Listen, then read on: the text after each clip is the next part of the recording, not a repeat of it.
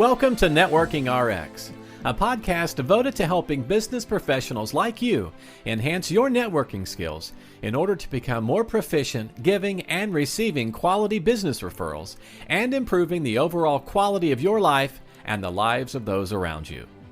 The Networking RX podcast is a production of AmSpirit Business Connections, an organization whose mission is to empower business success through networking.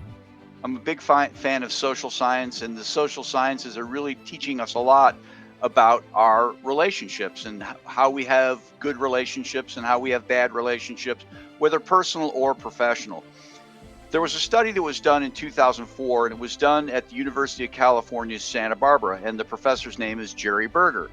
And Jerry and his team, and he's done a number of different studies out there, but this particular study, he recruited 75 undergraduate women. And the reason it was just women is because it involved another woman. And so he wanted to kind of reduce as many variables as he could. But what he did was he invited these 75 women in individually to come in and participate in a study. And they all thought the study had to do with astrology. They all thought they were coming in, there was a study, and they were looking at what the link between somebody's birth date and their personality, right? What astrological sign they were born under and what their personality was. And that's what they thought they were all coming into. And as these women came in, these 75 women came in, they were randomly assigned to a group. One group was called the similarity group, and the other group was called the control group. So at any rate, woman shows up for the study. Again, one by one, the woman shows up for the study. The researcher brings her into the room. And then 30 seconds after she enters the room, another woman enters the room. And the second woman who enters the room is a plant. She's in on the study, if you will. Sometimes they're called referred to as Confederates. But she's a plant. She's there. She knows what's going on with respect to the study. And so the researcher sits down with these two women. There's two separate women there. And again, both women just to reduce the variables. And the researcher just explained what's going on and saying, okay, we're doing this study. We're doing this study about astrological signs. And we want to see to what extent personality has to do with astrological signs. So what I want to start with is I want to give you each a questionnaire. Gave them both a questionnaire with a series of questions on it. At the very top, the first question, the most important question, certainly for astrological signs, certainly for this study, is simply this: when's your birthday? That was the first question right at the very top of the page. And so each of the participants put down their birthday, and then they filled out the rest of the questionnaire. Now, the researcher was sitting there with 12 different folders, one for each of the astrological signs. I think there's 12, maybe 13, but anyhow, you're getting my point. And so when they were done filling out the questionnaires, the researcher would ask each of the participants the first thing, because what folder they're going to get is going to depend upon their birthday. So he's going to need to know when the birthday is. So he asked, when's your birthday? Well, the plant always responded first. The person in on the study always responded first. And the plant's job was simply this, is to peer across the table and see what the birthday was of the particular person who was being studied, the research subject, if you will. So she would look across and see what the particular date was. Now, if the person was in the similarity group, when the plant responded to when's your birthday, they would respond with the same date as the research subject. So I'm February 26th, my birthday. Take note of that, everybody. February 26th.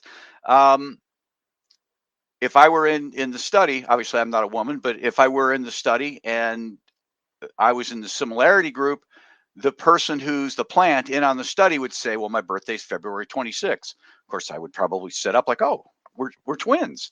But if I were in the control group, she would say another date, October 23rd. It's my wife's birthday, but just some random date, might use their own birthday, but it wouldn't be the date of my birthday. It would be a totally separate date. And so then the researcher would turn to the research subject. Well, when's your birthday? And they would give their birthday, and obviously if it was the same as the other person, there was probably some sort of, what a coincidence, we're both February 26th. Or if it were a situation where they were just the control, the person would say their birthday and would be like, okay, that, our birthdays don't match up, so it's no big deal. Well, that was pretty much the study. Now, the research subject doesn't realize this at this point, that everything's kind of laid in place. But what happens is the researcher takes the questionnaires, gives them each a folder, and then leaves. And the confederate, the plant who's in the room, says, well, in both cases would say, I have, and they pull out an 8-page paper. It was an 8-page paper. I wrote this paper for a class. And my assignment is not just to write the paper, but to find somebody I really don't know well and ask them if they would review the paper, write a 1-page response as to whether my arguments in this paper are persuasive paper, whether my arguments hold water, whether I'm persuasive or not. And so the plant would ask each of the people that were in these 75 women, they were all asked the same thing. Would you review this paper? Write a report on it, 1 page. I need it tomorrow. Well, in 61 or 62 and then some change, 62+% of the time, if the birthdays were the same, the person would agree to review the paper and write a report. In the situation where it was just any old birthday, there was no similarity at all, only 34% of the time would somebody say, yeah, I'll review the paper. So it's 62 where the dates are the same, and 34 where the birthday is not shared. So that's a significant difference. And so what they've shown in the study is that finding something in common really tends to build rapport with us. Let me share my own personal story with respect to this. And this highly unscientific, but my wife and I, we honeymooned in Nova Scotia, one of the Atlantic provinces. And we got there, we rented a car and we drove around. Actually, we hit all of the Atlantic provinces before we were done. We were there like 10 days. But the first couple of days we're in Nova Scotia, and we traveled what is known as Cape Breton, which is the northern part of Nova Scotia. Very rural. I think it's a national forest. But we were traveling along towards the very, very remote. We were traveling along and we get towards the top of the hill and we stop. The people in front of us are stopped. And the reason they're stopped is there is a moose in the road, which you would want to stop. You don't want to hit a moose with your car. And certainly not there anyway, or ever. You want to hit a moose in the road, but we're stopped. And as we're getting out of the car to kind of look at the moose, take pictures, I think we might have had a camera. This is all before smartphones and whatnot. But just to look at this giant beast that you don't normally see in the United States, at least certainly not the continental 48, I noticed that the license plate of the people who were stopped in front of us said Franklin County, Ohio. Well, I live in Columbus, Ohio. It's Franklin County. My plates at home say Franklin County. So I knew these people were from the Columbus, Ohio area. Of course, they didn't really know anything about us because we had a rental car. We had Nova Scotia plates.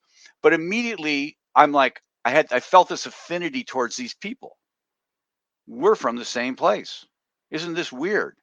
And nothing really became of it. They didn't ask me anything, but I had the sense, to be perfectly honest, that because we in my mind shared this location, that we were like buds, if you will.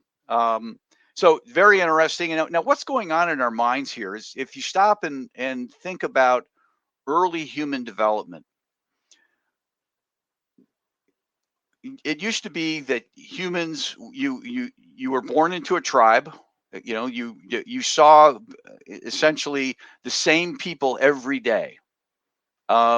There weren't strangers in your world, and if there were strangers, it usually wasn't a good thing. So we're in these tribes, and so there's something comforting about being in a tribe. And so we're always looking for things in common with people so we can kind of have these tribes, if you will. And so what I encourage people as they're out networking to build this rapport is to find ways to have things in common. Look for things that are in common. And sometimes there aren't things in common, but some of the things I will do is it just comes down to the questions I'll ask. Um, I'll certainly talk about what people like to do. I'll talk about how long they've been doing it, and I'm just kind of picking. I'm trying to figure out, okay, what are they about? Um, what sort of projects they work on? Certainly where they're from. Now, in Columbus, Ohio, a lot of people aren't from Columbus, Ohio, and it's always interesting to talk to people and how they got here. And again, I'm listening for things.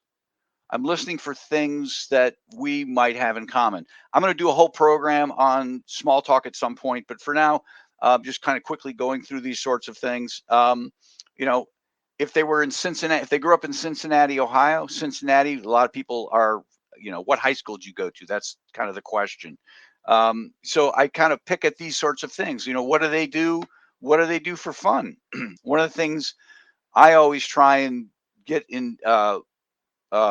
Get at are sports. So I was talking to somebody who lives near Kansas City. No, excuse me, they were in Utah. And I was just asking, okay, who's your team, right? Because, if you're in Wisconsin, it's the Packers. If you're in Northern Ohio, it's probably the Browns. If you're in the Pittsburgh area, well, it's the Steelers. Well, if you're in an area like Utah that doesn't have a team, who's the team? Kind of want to get at that. So I certainly get at those sorts of things. The other thing, which is a beautiful thing about today, that I encourage for, one way of finding things in common is just to have, ask questions and listen to what the answers are. And people light up around the things that they have in common with you.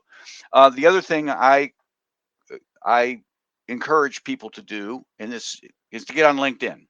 What a beautiful thing. You can get on LinkedIn, you can learn a lot about somebody. You can learn about where they went to school. You can learn about jobs they have had. And I find that will always find something that I have in common with somebody, something that, whatever it might be. And I might not necessarily have something in common, but it might be some sort of a common knowledge. They might go to a particular campus, school. I was talking to somebody, they went to the University of Whitewater, Wisconsin Whitewater. I went to college very near there. It's only 45 minutes away, and we would get in the car and we'd go up there to go to the bars, so have conversations around that. So you can use LinkedIn to find things that you have in common. Ask questions, use LinkedIn. The point to this whole thing is that we're all looking for our tribes. We're all looking for things we have in common. And you can create a great deal of rapport in building your network by finding the things that you have in common with people. Thanks for joining us on the Networking RX podcast. Please put what you've learned into action today and let us know if you have questions, comments, or ideas for future topics. You can email them to us at podcast@amspirit.com. That's AMSPIRIT.com. Finally, so you never miss an episode, be sure to subscribe to the Networking RX podcast through iTunes, Overcast, or however you receive your podcasts. Now get out and network with someone. The Networking RX podcast is the copyright production of AmSpirit Business Connection. All rights reserved.